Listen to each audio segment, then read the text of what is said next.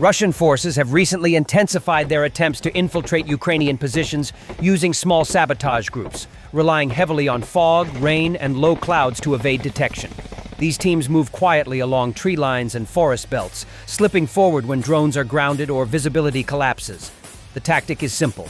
Get close enough to strike trenches, observation posts, or logistics points before Ukrainian units can react. On the Lyman axis, one such group tried to exploit the morning mist, hoping the weather would give them the advantage. Instead, they were spotted, fixed, and eliminated in close combat by Ukrainian Special Operations Forces.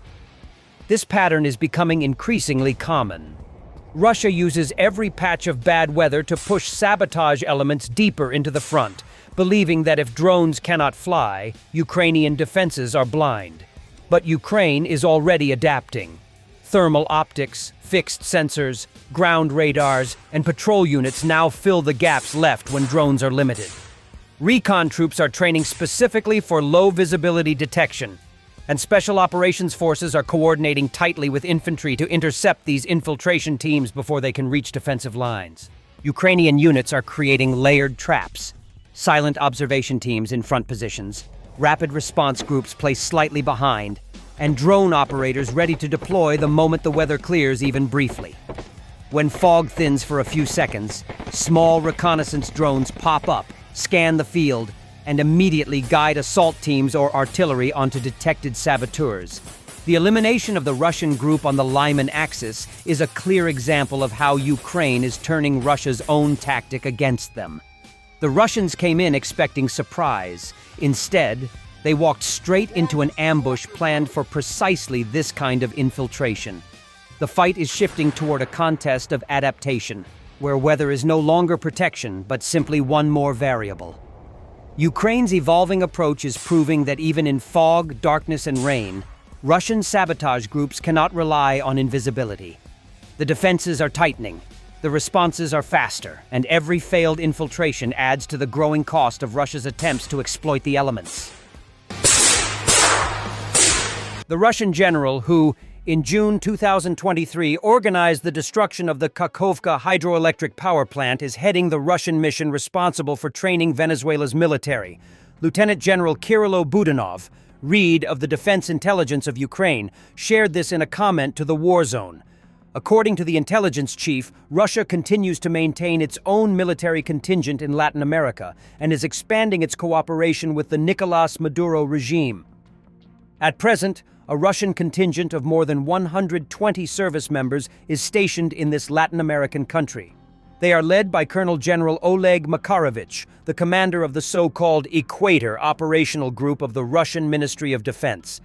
He is the one overseeing the training of Venezuelan security forces.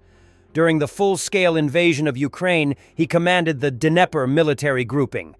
And it was he who, in June 2023, organized the destruction of the Kakhovka hydroelectric power plant. They serve as military advisors and instructors. This includes training infantry, special units, UAV operators, as well as work related to intelligence and communications, Kirilo Budanov noted.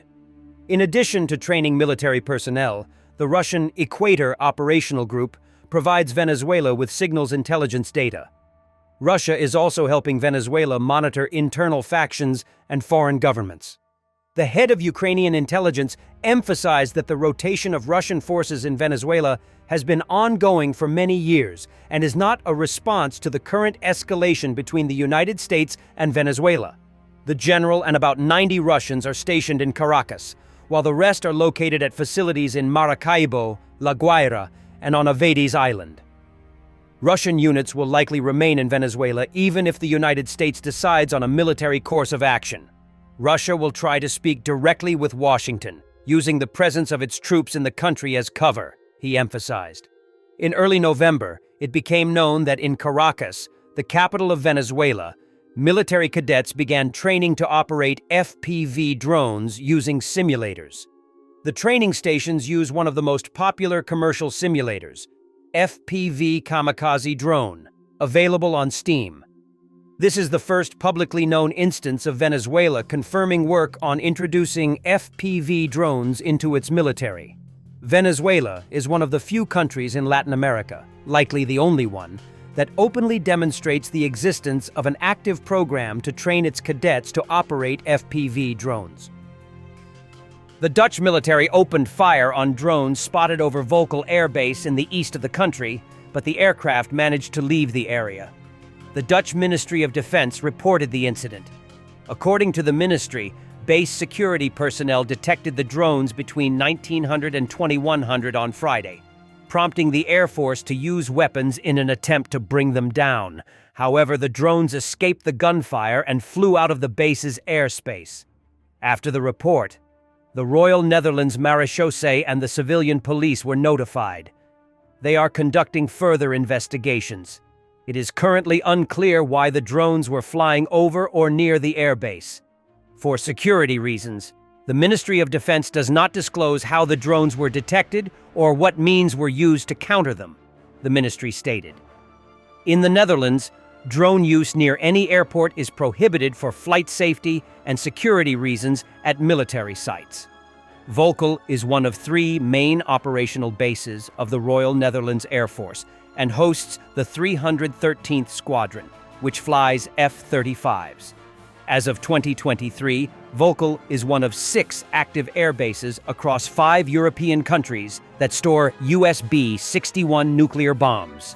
In early November, 3 large unidentified drones were spotted over Belgium's Kleine Brogel Air Base, which also stores B-61 bombs. Following that incident, the Belgian armed forces were ordered to shoot down any unidentified drones over military installations. German military units were also deployed to Belgium to help counter the drone activity. According to the NL Times, the Volkel incident followed another large-scale event earlier in the week, when a significant number of drones were observed over the port of Terneuzen on Monday evening. The drones were reported over the port area and the Dow chemical plant, sites classified as no-fly zones due to their critical infrastructure status. Johan Bresselers, a spokesperson for North Seaport, said he saw between 12 and 20 drones on Monday evening. Police are investigating, but no arrests have been made. Similar incidents have also been reported near the NATO Command Center in Branscombe, at Maastricht-Aachen Airport, and at Schiphol.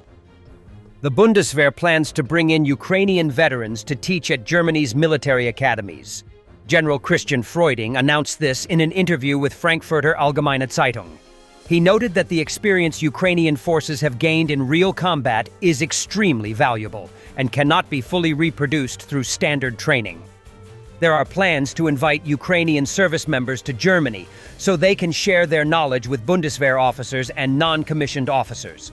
Despite Ukraine's extensive experience, the general noted that the war in Ukraine should not be directly equated with a hypothetical conflict between Russia and NATO countries. In his view, the alliance's ability to operate across all domains, on land, in the air, at sea, and in cyberspace, differs significantly from the capabilities Ukraine has or had. Russia's war against Ukraine is not a template for a conflict between Russia and NATO, he emphasized. If the project is implemented, it will become an important step in cooperation between Ukraine and Germany, not only in terms of weapons supplies and training, but also in the direct exchange of combat experience. Ukrainian soldiers training in Poland and the Czech Republic are increasingly encountering a gap between NATO training programs and the realities of drone warfare in Ukraine. Thanks for watching, and don't forget to subscribe. Also, if you want to support Warthog Defense, please become our member and get early access to new videos, exclusive members-only videos, and become administrator in comment section. The membership link is in the description. Every day. We had a guy last week at 6 rescues in 6 days. You know, he's doing the job every day.